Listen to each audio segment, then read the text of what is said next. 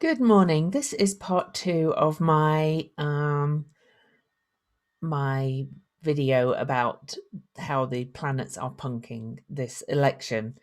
I'm not giving any predictions. I'm being asked in YouTube. So are we going to have? Is it going to be postponed? Is Pelosi going to be president for a while? Honestly, this is all wild card energy. All right. I personally think it's going to be a landslide for Biden, but that doesn't mean he's going to end up in the presidency. So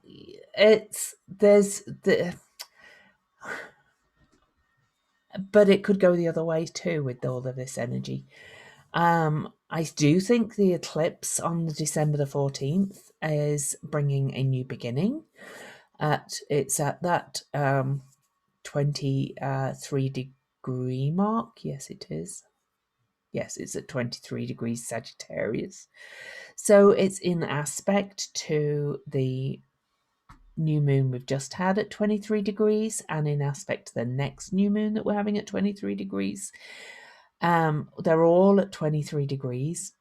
It's also in aspect to Spica, one of the most fortunate fixed stars in the zodiac. But it's still a wild card. And with Mercury shifting direct on election day, that's a bit of a problem with the communication, probably the count, all those kind of things. And then the Mars-Uranus conjunction on inauguration day is explosive, and it's square to Jupiter and Saturn in Aquarius. So I'm not making a prediction, but I was asked to look at the VP candidates. So I'm going to share and we're going to have a quick look at them. Okay. So recently used Kamala. This is Kamala's chart. We do have a birth time for her. She is double A rated. Now her lunar nodes and her ascendant are right opposite that eclipse that's on December the 14th. So if we, I'm not going to put Biden's chart. This endless kind of, anyway, the election day. The election day is the North Node and the Moon are a bit hidden in her 12th house.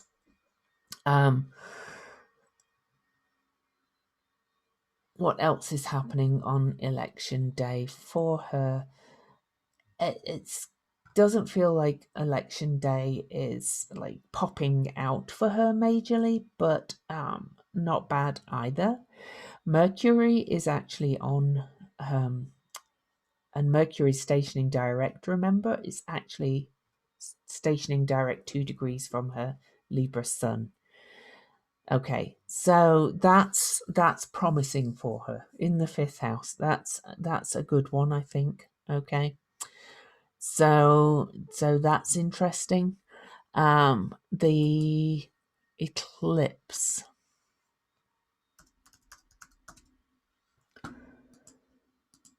Okay, the eclipse on the 14th of December is at 23 degrees Sagittarius, right on here. But in her 6th house, but it's on her ascendant descendant line, with the North Node still in her 12th house, which is not quite so promising, I don't think. But I think this is good for her as well. Her ascendance to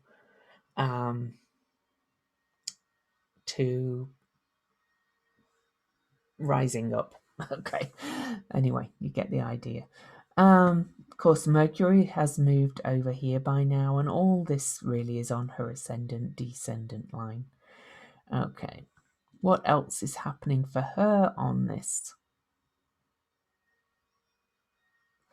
Okay, let's have a look at the inauguration day.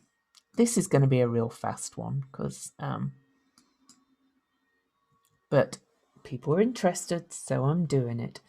Okay, so interestingly, on Inauguration Day, this is in her 11th house of groups, organizations, populace, if you like. And Saturn, all of this is still hidden in her house, but Jupiter is the closest aspect to this sudden one, and Jupiter is moving into his own house, his 9th house of expansion, travel, movement, growth, and in Aquarius. That's possibly good for her too. For the sudden change, Jupiter's right on the cusp of her 9th house. All right, so we've got that on the election on Inauguration Day too. Just looking what else we've got. Not much else. I'm going to look at Pence. We do not have a birth time for Pence. Okay, so let's look at election day for him. You see, they've all got this stuff. So he's on Gemini. So he's very close to Trump in terms of sun and all that kind of stuff. But his Mercury is at 21 degrees Gemini. And the North Node and the Moon on election day are on his Gemini. And that's the Karma node. Also, all this stuff is in his 10th house, which is public prominence. So, and that's direct, but, well, actually, I don't know if it's in the 10th house. We don't have a time. Scrap that, talking out my butt. Ignore the houses, this is the most significant thing happening for him on election day, that this is right at the top. But they are suggesting that because of the way people vote, the Republicans might claim the win on election day, even if all the mail-in ballots have not been counted. I know they're trying to put rules in place to say they can't, but whenever did that stop? Trump. Anyway, so that's the election day for him. Mars is stationing here. Man, that's not huge. Okay, so let's look next at the solar eclipse. So the solar eclipse for him is opposing his Mercury. Okay, and that's less good for him. Okay, and his Mercury is in opposition. This could indicate kind of a reversal of what happened on election day. So that's kind of good, right? Okay, well, for those of us that prefer one over the other. I'm just looking, I'm trying to be a little bit neutral.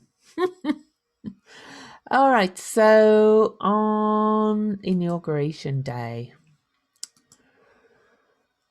the nodes have not moved much. It's still definite. They're all being hit by these nodes, all right? They're all being hit by the transiting nodes. Except Biden, was he hit? But anyway, this Mars-Uranus conjunction is in trine to his Saturn. That's a trine. It's not that harsh an aspect. It is in quite wide square to his own Mars-Uranus. So that could, and a square is a point of tension. This could indicate a change, a sudden change. But otherwise, there's not a lot hitting him on that day. Okay, so I just want to just quickly open Biden again. Is he the only one that's not?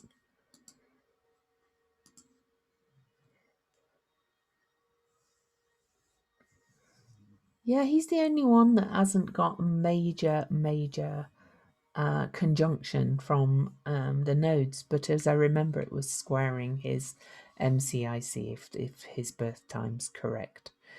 So a change. So anyway, it looks very favourable, I think, for Harris overall. It looks like a change of direction for Joe Biden. It looks favourable initially for Trump and Pence. So I'm not predicting.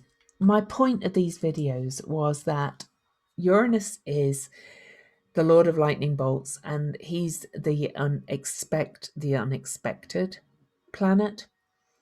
Mars conjunct Uranus can be violent, sudden change of direction. Okay. The eclipse, yes, it's an eclipse saying a new direction, and I'll be doing a video more about the eclipse coming up. But I do want to look at one thing actually for the eclipse. So let's read the Chandra symbols for this eclipse. And bear in mind it's a south node eclipse. So moving away from its past, eclipsing something, literally a reset eclipse. And I kind of like this too.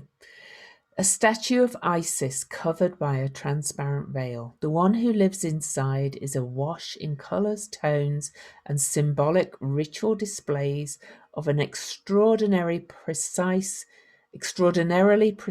attunement to the heart and soul of ancient wisdom. You are suspended in a long ago time, so much of your being is still back there. The evolution of the world since the ancient times is neither acknowledged nor accommodated in any way. It all depends upon whether this exquisite gift of soul remembrance is honoured or exploited. If it is exploited, which is so very tempting, the life empties out of meaning and value and becomes false and repulsive. If it is honoured, the expanded faculties on tap become revitalized and find a fresh relevance. As the divine feminine reveals what we need to know and draws us to our utmost capacity, it is with an unfallen grace of sensing directly into the deepest parts of people and all they can become in the ancient future just ahead. Wow. And the ancient future, that is Aquarius. Aquarius is this real weird mix of futuristic and ancient. Okay, I've talked about it lots about how I think the real old ways are being brought back in. This one kind of gave me chills. But again, it doesn't really predict because I said anything could happen in this election and anything can. I do believe that Trump is going. Okay, I do believe that he will be out of power, at least by the vote. But I do also think that his followers are not going to be happy about that. What the ultimate result is and who their president is going forward in this time of collapse, I don't know. Sorry. All right, loves. Enjoy. Have a great day.